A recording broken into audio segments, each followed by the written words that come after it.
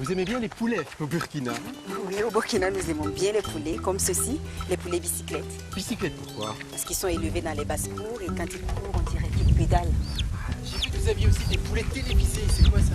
Ah, ça, ce sont les poulets cuits à travers la vitre, que nous voyons cuire à travers la vitre d'un four, comme à la télévision. D'accord. Les crocodiles de ce village proche de Ouaga sont sacrés et donc personne n'est autorisé à leur faire du mal. Les crocos bon prince seraient inoffensifs, l'homme n'a rien à craindre. Pour les poulets, le destin est différent. Ces crocos seraient tellement gentils qu'on vous invite même à vous asseoir calmement sur leur dos. Mais c'est doux comme un sac. Eh oui. Allez, il paraît qu'on peut même s'asseoir un petit peu dessus, ils aiment ça. Salut gamin. Eh ben voilà, sans danger. Maintenant, s'il devait y avoir un accident, il y a ce qu'il faut dans la région, de superbes guérisseurs. Hein? Ouais gamin, ça va aller. Lourdes est à plus de 6000 km et pourtant ici aussi on croit aux guérisons miraculeuses. La réputation de Seydou Bikenga n'est plus à faire.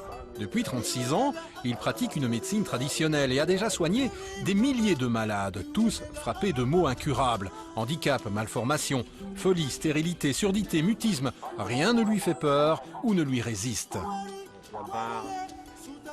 Je suis venu ici parce que je suis malade. Je souffre d'un mal qui s'est manifesté sous forme d'abcès. Il a commencé là, ensuite ici, puis là, et s'est propagé vers l'aisselle gauche, avant d'atteindre celle de droite. Et enfin ici. Mais depuis que je suis là, il y a vraiment une amélioration.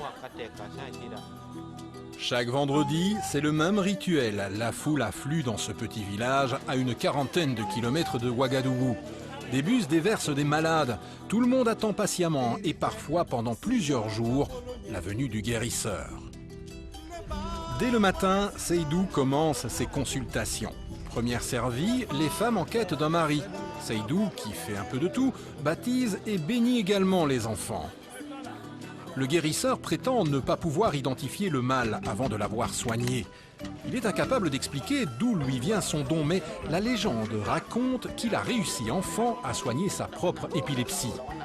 Personne ne sait ce qu'il fait exactement pour soigner ses malades, mais ses remèdes semblent être un mélange d'exorcisme, d'imposition des mains, de paroles ou de cris, de manière à chasser les esprits maléfiques. Chaque cas est réglé en quelques minutes à peine, ou parfois en une poignée de secondes. À présent, c'est au tour des paralysés de se relever. Le traitement commence toujours par la même question. Depuis combien de temps le patient est-il malade? Si nous devons enfanter, nous demandons à Dieu de vous permettre de vous lever. Dites-leur de se mettre debout. Allez, debout, debout! Avec Seydou, le concept « lève-toi et marche » semble fonctionner. Mais le guérisseur ne révélera jamais son secret de fabrication. Son don a fait sa fortune. Mais l'argent qu'il reçoit pour ses services, il l'investit en grande partie dans le développement de son village. On lui doit la fabrication d'un dispensaire, de 2 barrages, de routes, de forages, de mosquées, d'une radio et d'une chapelle. Il prétend ne rien garder pour lui et tout reverser pour sa communauté. Bouge ton pied comme moi, suis mes mouvements. Allez, lève-toi. Tu es guéri. Pour les soins dispensés dans son hôpital de campagne, Seydou ne demande rien. Je n'ai pas fixé de tarif. Celui qui veut être généreux envers moi, je l'accepte, mais je n'exige pas de paiement pour mes soins. Seydou ne sait jamais comment il va guérir un malade. Il suit son instinct et fait confiance à Dieu pour guider ses mains.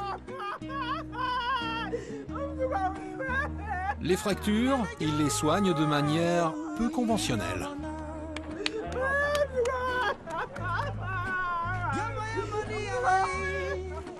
Moi, j'invoque juste Dieu.